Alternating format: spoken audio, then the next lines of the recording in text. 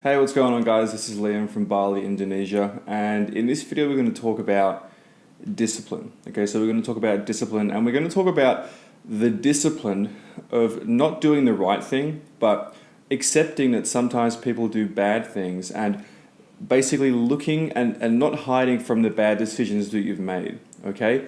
Or, not feeling guilt for something you've done in the past, and basically bring it to the surface, but not in a sort of talk therapy or a sort of like, I see people, like everyone's probably seen that ridiculous video online of that. He's like some 40-year-old man, and he's talking to a presenter, and he's talking to the presenter and saying, oh, I used to get so angry at my mum, and what I would do is go into my room and get my tennis racket and hit my pillow and go, I'll just show you the clip. Another technique, bioenergetics, designed to help clients release memories stored in the muscles, in this case by hitting a pillow with a tennis racket. I was angry at my mother. Okay. So I started saying, Mom! Mom! Mom! Mom! Why did you do that to me? So in my opinion, that's a really, really toxic, bad way. You're making the situation worse, because what you're doing is you have a bad experience, and instead of addressing it right then and there in the moment, when I say you, I mean it could be anyone. Maybe you don't have these problems. We'll talk about it in this video. But I see probably everyone, including myself, and that's why I thought I'd make this video. So let's do a few examples. So let's say, for example, that you. And this is obviously talking about someone like yourself who's trying to get rid of tinnitus, and I'm assuming if you're watching my videos you want to at least apply some of my advice. And probably the easiest place to start is to quit alcohol. It's not necessary for anything. It really only has a downside as far as I'm concerned. We look at crime, we look at unwanted pregnancies, and we look at injuries, when we look at physical harm, we look at inflammation. Alcohol is a root of a lot of problems in personal health and personal finances and personal well-being. So that aside, it's a huge part of tinnitus too. The inflammation, it raises C-reactive protein through the roof. So obviously quitting alcohol is the way to go. So let's say, for example, that, okay, I'm going to follow Liam's advice. I'm going to go out and I'm going to, not do that. And then let's say 2 weeks into it, following my advice, you go out to a friend's birthday party and you get completely hammered, and you do tequila shots, and you eat a hot dog, and you have Doritos, and you kind of just really cut sick. And maybe you even do cocaine or ecstasy or something like that, whatever you get peer pressured into doing it, or you're so drunk that you just think it won't matter. And then you wake up the next day and obviously you feel like shit. Maybe you're vomiting, maybe you're not, but you just can't do anything. And so there's two problems with this. The first problem is that you probably spent hundreds of dollars on taxis and alcohol and just like buying, like, I'm buying a round of drinks for everyone. And like everyone's done that shit, right? I've done that shit. But for me, it's like a Coke. But maybe you're a millionaire and you're like, I'm going to go do vodka, whatever. You get what I'm saying? So let's say you do that, so you spend hundreds and hundreds of dollars. So what you won't want to do is you won't want to look at the texts that you send. You won't want to look at your bank account. You won't want to ask your friends what you were like that night. You'll just want to put it aside and go, oh, I'll just never do that again. In my opinion, and I've been testing this with myself, because I think the last time I got really, really fucking drunk where I couldn't do anything the next day, like blind drunk, was probably about 2 months ago, maybe 2.5 months ago, when I got absolutely just, I think it was even before that, because it was before America, so it was a long time ago actually. I just got absolutely just on it. It was just disgusting. And the next day I was like, oh, and I tested it, and I looked, the first thing I did was, and I normally avoid it, I look at my bank account, I look at any texts I send. I don't really text exes or anything like that, so I'm lucky about that. I talk to the people, like, what was I like? And they're like, yeah, you were like, my friends are fucked too, so I have to ask people that I don't really know what I was like. And you kind of want to bring that, it's kind of a shame thing to do. It's like, oh, it's like, I'm so ashamed of what I did. But you need to acknowledge it. You can't just push it aside. You need to go, okay, that's part of what I am. And the first thing is, it's going to be so much more painful than the hangover when you double that up, that you're not going to want to do it again.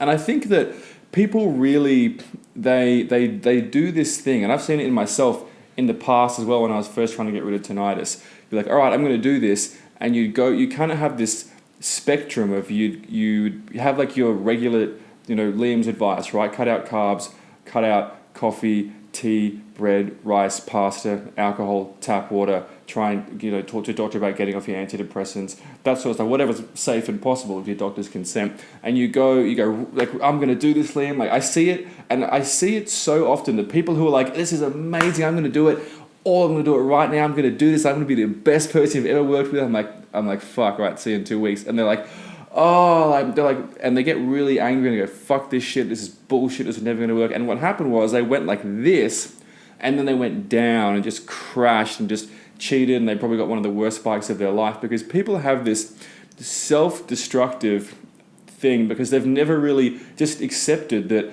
they're not a bad person, but they do bad things. And that was what a friend of mine taught me, that, no one is really, apart from someone who, is really generally evil person who's, a psychopath or whatever you want to call it, but even a psychopath, that's debatable. If you read the book Wisdom of Psychopaths, it's really interesting.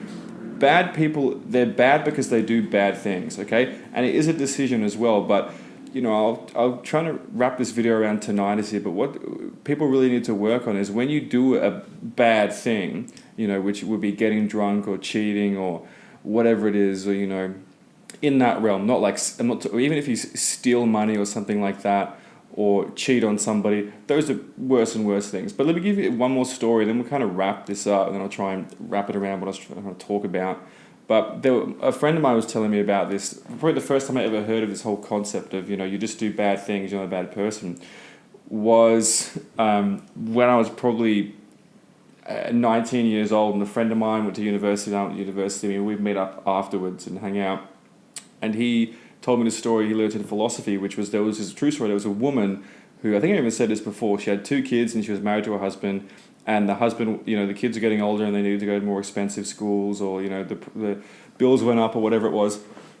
And they started to money was tight, but the woman didn't want to say to the husband, look, I want to, the woman was too scared to say, I want to get a job, and I want to get a job because the kids are, I've got nothing to do for 5 hours a day when the kids are at school. I'm just doing nothing. I want to get a job. Then with that money, we can put it towards the mortgage and the school, and also we can pay a cleaner to help fill in when I can't, that sort of thing, and cook the meals or whatever. And she was too scared to say it for 2 years, and when she finally said it to the husband, he was like, oh, thank God. And he said, I was too worried to tell you about it. So no one really talks about it because they're worried about how they'll feel, but it's never really that bad. So once again, when you cheat or you fall off or you misstep in my advice, first of all, don't take it too bad. Remember, you can take a cheat day every 4 or 5 weeks or 6 weeks. Spread it out. Make sure you've earned it too, and make sure you get into it slowly. There's 2 ways to do it. If you're doing it perfectly, then every 4 or 6 weeks. But if you're kind of just slowly getting rid of things, then every day is really a cheat day, isn't it? So just slowly get into it, but there's no judgment. So I guess what I'm trying to say in this video is, when you do something bad, just put the goggles on and just stare into it, and just like X-ray vision, look through it, look into it, and even try and think, okay, what made me really do that? What was the first step into eventuating into that? So it's always little baby steps. You don't meet up with your friends and go, all right, I'm going to get fucking wrecked, I'm going to puke tonight, I'm going to regret the whole thing. No one fucking does that unless they literally hate themselves and they want to die, and that's a whole different thing. But normally, let me just make sure the camera's still filming.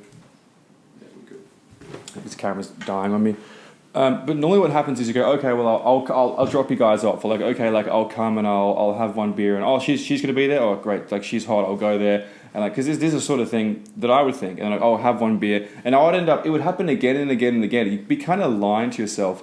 What I would do was, I would go out, I remember this, I would go out to Brighton when I was living in Beaumaris in Melbourne, and I would drive my friend there and go I'll have one beer, and then I'll just drive back, because you can have one beer on a full license and you can drive home, that's fine. And I'd always go out and just end up getting so drunk every single weekend and be like, oh, I did it again. But when you look at it, what kicked it off, the very first thing that kicked it off was really going in the first place, okay? And then you can argue that maybe the second thing that kicked it off was having that first beer, because when if you're a person that likes beer, it's just delicious and you can't stop. And then you go, oh well, you have a beer and you kind of like, whoa, I better have some chips or something, and it just goes and goes and goes. I also remember around that time, this was back even when I had tinnitus, this was a long time ago, I would have a coffee in the morning, and then I'd feel like eating shit, and I'd have a craving for sugar and alcohol later in the night. And I realized that when I didn't have a coffee, I wouldn't get that dehydrated feeling, and then I wouldn't crave those things, and so I wouldn't actually have those things. And so it's another tip in this video, I guess, is find out what the first point of failure is. So find out what it is, because discipline doesn't have to be hard, okay? It sometimes it only needs to be one thing. If you just don't have that first beer, if you just don't have the coffee in the morning, if you just don't, for example, if I want to have a good day emotionally, I don't answer any emails or even turn on my phone until about 2 p.m., okay? Because I turn it on, it's like just bombards me, and I just wake up and I'm like, oh, fuck this. So I just wait until about 2 p.m. And then when I get it, I'm like, yeah, like, let's do this. Like, I'm so excited, help people, blah, blah, blah. So everyone's different. You got to kind of understand yourself.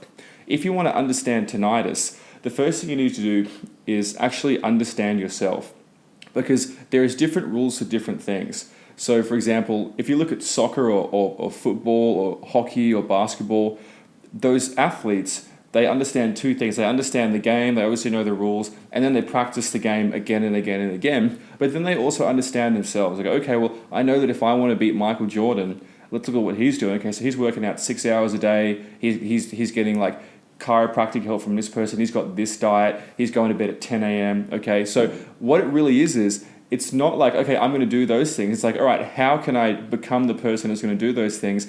And what will the weak points be? What's the first step to failing a day? So what would it be? So would it, like, because you got to think athletics, would it be answering a call from a friend who you know is a bad influence? Would it be going on social media and feeling sad because you're not as hot as that girl, or you're not as cool as that guy, or as rich as this person, or you're not living overseas in Bali, or you are living in Bali and you'd rather be living in the Western world? Whatever the situation is, you need to know how your day goes, and you need to understand what the first falling point is. So if you can identify that, this is why I'm saying look back into the pain, okay? So look back on your last week and have a look at where you really fucked up, okay? And have a look, what was the first step? And also, the way you can identify what the real first step is that you do it over and over again, okay? Whether it's even, and you'll rationalize about it too. So you'll rationalize. Some people will say, oh, well, like, I'll get drunk tonight because I'll just fast tomorrow. Or I'll just, I'll sleep with this person that I really don't want to, and then I'll have like higher standards tomorrow. Or like whatever it is, and then you'll keep doing it again and again, but really it wasn't that decision that got you to that point. It was getting drunk before, or it was watching Keeping Up with the Kardashians and thinking like, oh, I'll never be that successful, so I may as well just be a piece of shit. And people do think that, it goes by like a comet, and you don't realize you're doing it. When you identify these things, then a discipline comes in actually not doing things, because people think discipline is getting up at 5 a.m., but actually it's not staying up late the night before, okay? And it's setting the right alarm that doesn't piss you off. And it's, maybe staying in the bed alone and not having a girl or a guy over. These are the sorts of things that really help with tinnitus. And if you can understand what your first step to failure is every day, if you ever have a really bad day, and of course, if you're just driving along and someone rear ends you and that fucks up your whole day, that's not your fault, okay? But that is an exercise in willpower to not let that ruin your day. But there's exceptions. But you get what I'm saying here. So hope this video helped. Also, if you want more information on tinnitus, click below. I got a case study for you, liamstopstinnitus.com. You can start applying this stuff. But their tactics are great, but sticking with them and knowing yourself that's where the money is. That's where the success comes from. That's where the silence comes from. Tinnitus, hyperacusis, vertigo, pulsatile tinnitus. Even some people who have hearing loss are getting their hearing back from following this advice. So it's never ending as far as I'm concerned. But the people who succeed, they never start out like, oh, I'm going to fucking do it. They're always like, yeah, like, fuck it. Like, I don't even know who this douche Liam dude is. Like, I'll give it a go. They never email me. They only email me about 3 months in when they're like, hey, man, been using your advice. My tinnitus is gone. That's sick. So, yeah. And if you're one of those people and I ask you for a video testimonial, please do it. Like, please, for the love of God. Like, I gave you a lot of help, so come back. A lot of people don't want to do that, but, it would really help me if you do the video testimonial and say, 2 minutes, yeah, like, my tinnitus is gone. Have a nice day. We don't even have to say your name. Anyway, once again, this is Liam. Have a nice day.